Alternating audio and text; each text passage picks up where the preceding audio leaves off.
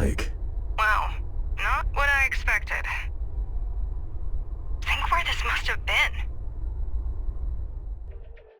The first Ghost Runner, developed by Slipgate Ironworks, all in games in 3D realms, came out of nowhere to deliver a fast-paced, often unforgiving experience. It meshed together many mechanics from first-person parkour to hack-and-slash action-adventure, while presenting an interesting, if not super original, cyberpunk dystopia.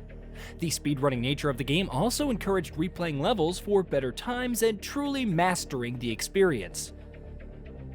For its scale, the level of fidelity was incredible to behold. After the IP was sold to 505 Games, developer One More Level took over and handled subsequent content updates for the first game.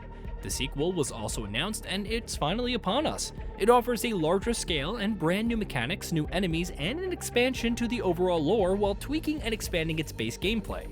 While it may be viewed as straying away from several things that made the original unique, Ghost Runner 2 is a compelling experience despite its frustrations.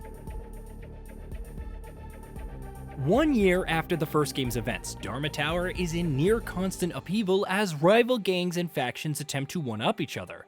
The climbers and protagonist Jack do their best to maintain order, but a new threat, the Asura, emerges. After resurrecting the mysterious Mitra, they embark on a plan that could have dire consequences for the tower. Of course, Jack steps up to stop them, but things aren't as cut and dry as they may seem. From a story standpoint, Ghost Runner 2 puts in a decent effort. The characters, from enthusiastic scientist Kira to steadfast Bokunin, are solid, even if not everyone is fleshed out when all is said and done. The Asura are perhaps the most intriguing characters, whether it's Rahu's standoffish nature or Maru's megalomaniac streak, and even Mitra's backstory is interesting. Overall, I enjoyed the expansion of the lore, and though the dialogue options are inconsequential, they offer insight into the world and each character's place in it. While the designs for each character range from acceptable to pretty good, the facial animations for the humans could use some more polish. They're too wooden to convey the emotion inherited in the characters' voices, and they feel more awkward between pauses when waiting for the dialogue menu to pop up. You don't have to interact with anyone at the new home base and can skip through any pleasantries as needed, but it still sticks out. The same rings true of the dialogue. While a chunk is in keeping with the overall atmosphere and tone of the story, there are a good number of annoying quips and banter. Jack displays a range of responses, whether it's exasperation or remarking about sitting quietly as his idea of fun. They're decent and get the job done, but the plot shines when interacting with the antagonists or delving into the architect's past. Still, cheesy as it sounds, whoever included the line, "Ghost Runners only die when they're killed," give yourself some quartz and good luck on the 50-50. This is superfluous for those who played the first game because the gameplay is the main appeal. As a Ghost Runner, Jack can wall run, grapple, slide, dash, and activate sensory boosts to slow down time and dodge projectiles in midair. He can also slice enemies, slaying them in a single blow, with the trade-off being that he also dies in one hit. Since many of your enemies are keen on bringing guns, your best means of survival is to keep moving. However, Ghost Runner 2 demands a bit more. Several sections feature extensive platforming sequences where one wrong jump can result in falling to your death. Throw in some enemies, whether it's rapid-fire assault rifles, lasers, or energy waves that can cross-map you, and situations become very dicey. Each level is designed with different approaches in mind, and Jack has several tools available to slay his targets. You can throw shurikens to kill enemies at range, and even if they sidestep, that offers more time to close the distance. Some are also stunned by your shurikens, allowing you to grapple close for the insta-kill. There are also abilities like Shadow, which creates a copy of Jack while he goes into stealth mode and slices unaware enemies. It's a good tool for reducing aggro and providing several more seconds of survival while you assess the situation. Tempest also returns from the original, and it's as you would expect, a force push that can either topple enemies and work well on groups, or send threats into the abyss. Throw in some upgrades and you could use a shuriken to stun a larger enemy and blink to them for insta-kill. Activate Shadow to retreat, potentially causing the clone to electrocute nearby threats, and maybe Tempest an explosive barrel into some unsuspecting enemies. There are breakable walls and alternate routes that provide solid flanking opportunities in certain sections, if the forward approach proves too dangerous. You also have ultimates, from a laser that can tear through scores of enemies to Overlord, which can puppeteer a few against each other and blink for quickly teleporting to and decimating foes. Progression is handled differently though. Instead of Tetris-like shapes to puzzle out, you now have a motherboard with branches. Each branch has several slots as you gather shards to increase its level. More branches become available.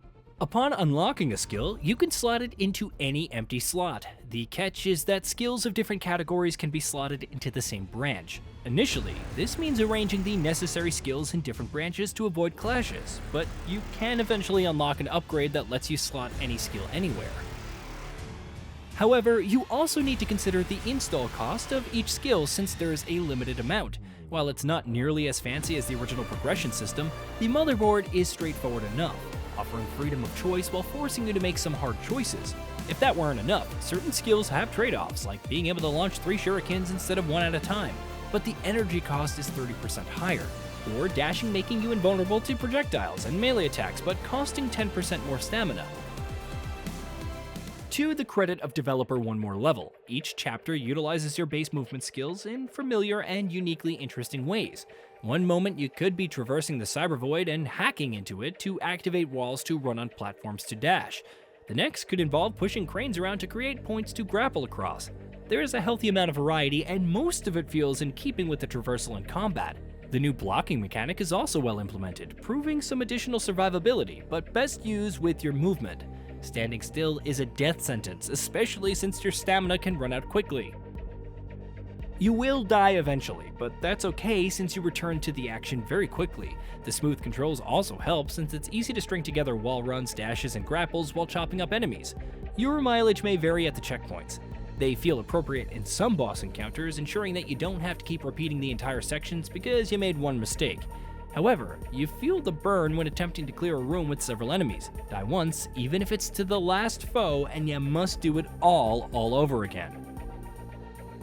While I like the enemies and how they're designed, with obvious tells but decent adjustments to their tactics, their placements in certain sections created some frustration.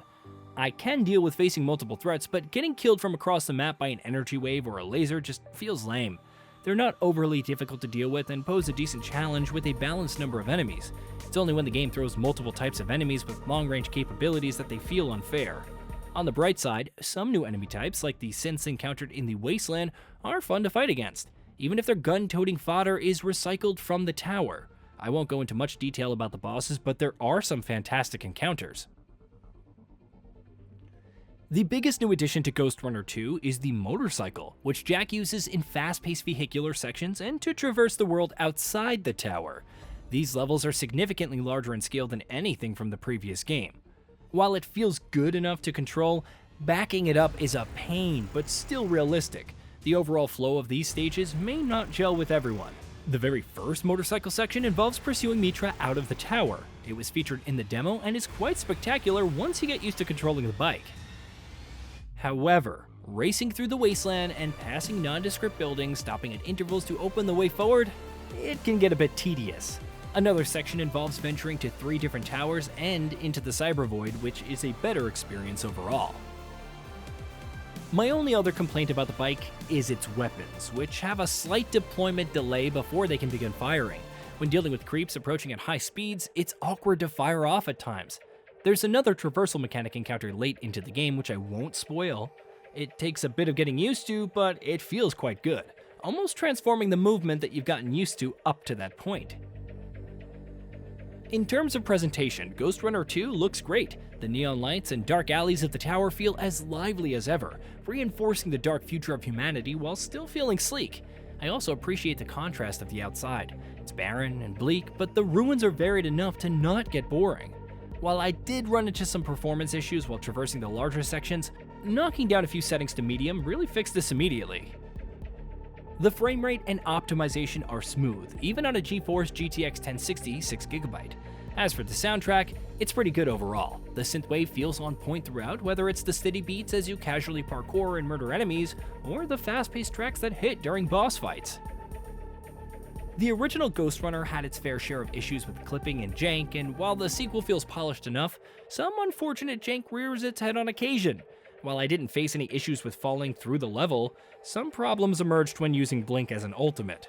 Sometimes I would be stuck in place after executing the ultimate, taking no damage from enemies until eventually dying. This same issue would emerge at certain points when getting off the motorcycle.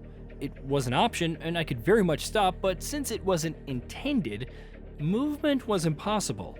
Nothing to do but get back on the bike and play the section normally. Some of these issues are more annoying than others, but overall, this is a challenging game. While the gameplay will doubtlessly appeal to many, having to retry different sections after making one mistake or being even slightly late when parrying attacks, that can get annoying.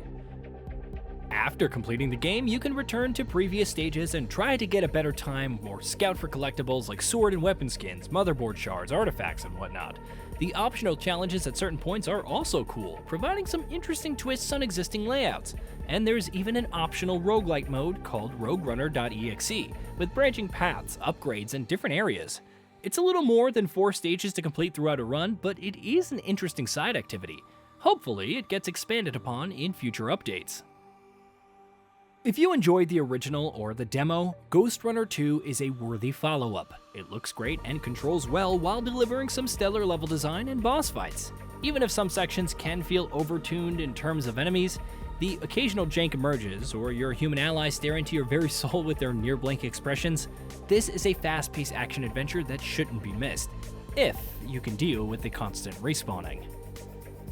Hey, did you know that we at Gaming Bolt upload new videos every day? Stick around, drop a like, subscribe, and hit that bell, and let us know what kind of content you'd like to see in the future with a comment below.